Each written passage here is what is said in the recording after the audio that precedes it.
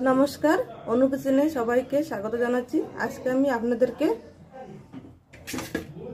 পুঁটি মাছ দিয়ে সর্ষে বাটা কাঁচা লঙ্কা দিয়ে চচ্চড়ি রান্না করে দেখাবো। তার জন্য আমি কী কী উপকরণ নিয়েছি দেখে নিন। পেঁয়াজ কুচি, টমেটো কুচি, রসুন আমি অল্প ছেঁচে নিয়েছি। এখানে সর্ষে বেটে আমি ছেঁকে নিয়েছি। দেখেন হলুদ গুঁড়ো, লঙ্কার গুঁড়ো, জিরা আর কালা জিরা। এখন আমি আপনাদেরকে রান্না করে দেখাবো। গ্যাসটা লাগিয়ে কড়াইটা বসিয়ে নিয়েছি। কড়াইটা গরম হবে। এখানে আমি কড়াইটা গরম হলে সরষের তেল দিয়ে দিচ্ছি।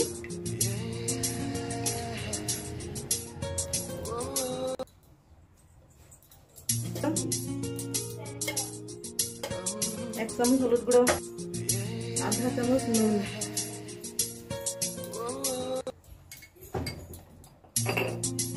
এখন আমি ভালো করে হলুদটা লাগিয়ে মাছের সাথে। তেলটা গরম হয়েছে, নিলাম। এখন আমি মাছটা দেবো, ভেজে নেব।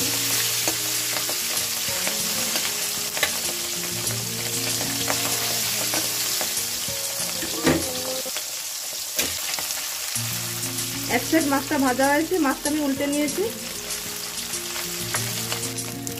মাছটা ভাজা হয়েছে, আমি এখন তুলে নেব।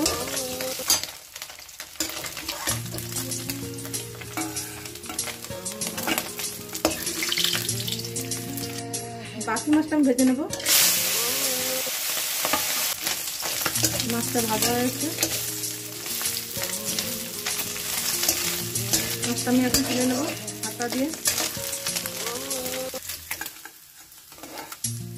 পুরা মাছটা দেখেন আমি 2 সাইড ভেজে নিয়েছি। এখন আমি তুলে নিলাম। আধা চামচ কালা জিরে দেব, 2টো কাঁচা লঙ্কা,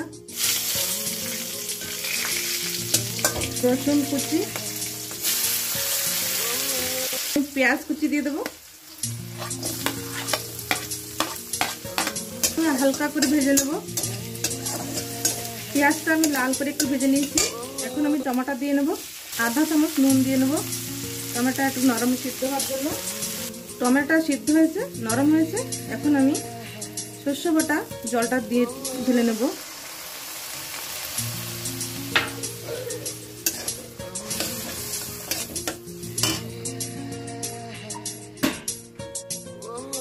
আরেকটু জল দিয়ে মশলাটা মিশিয়ে নেব।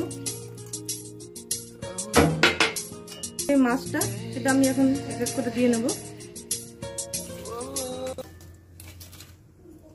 লবণ দিয়েছিলাম মশলা কষানোর সময়, এখন আরেকটু লবণ দিয়ে ঢেকে দেবো, রান্না করে নেব।